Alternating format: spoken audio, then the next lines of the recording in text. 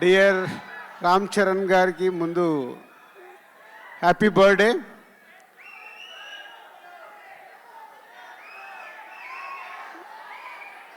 ఏది release date కావాలా?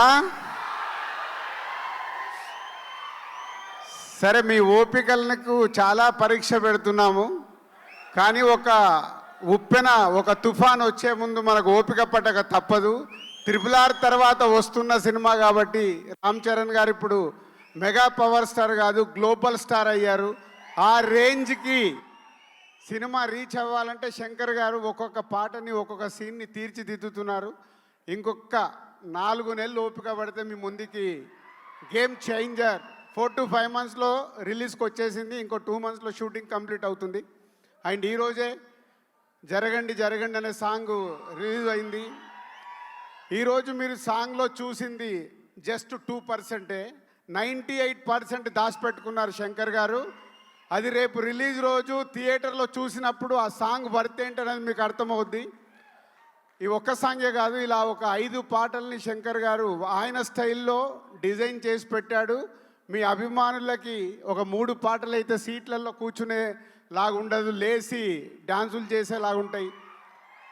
So ఇంకొక 5 months నన్ను తిట్టుకోకుండా ఓపిక పట్టండి. ఎందుకంటే చాలామంది నాకు మీరు పెడుతున్న కామెంట్స్ పంపిస్తున్నారు, అరే దిల్ మామ మాకు ఒక అప్డేట్ ఇవ్వు అని. పోతే దిల్ మామ అప్డేట్ ఇవ్వలేడు. పైనుంచి శాటిలైట్ నుంచి శంకర్ గారు ఇది ఇవ్వు అన్నప్పుడే నేను ఇవ్వగలుగుతాను. ముందు ఎలాంటి లీకేజీలు నేను ఇవ్వలేను ఈ సినిమా విషయంలో. సో ఇంకొక 5 months ఓపిక పడితే సినిమా మీ ముందుకు వచ్చేస్తుంది.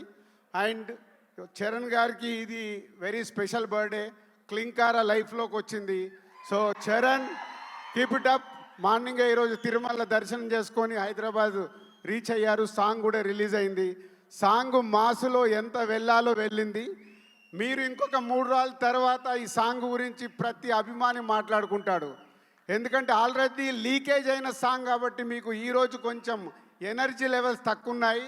3 days తర్వాత ఒరిజినల్ ఒక రామ్ చరణ్ గారికి శంకర్ గారి సాంగ్ అంటే విజువల్ ట్రీట్ ఉంటుంది. లిరికల్ వీడియోలో మిమ్మల్ని 100% సాటిస్ఫై చేయలేరు.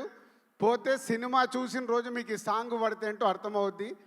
100% ఈ సాంగ్కి మీరు సీట్లలో కూర్చోరు, అది నా గ్యారంటీ. Thank you.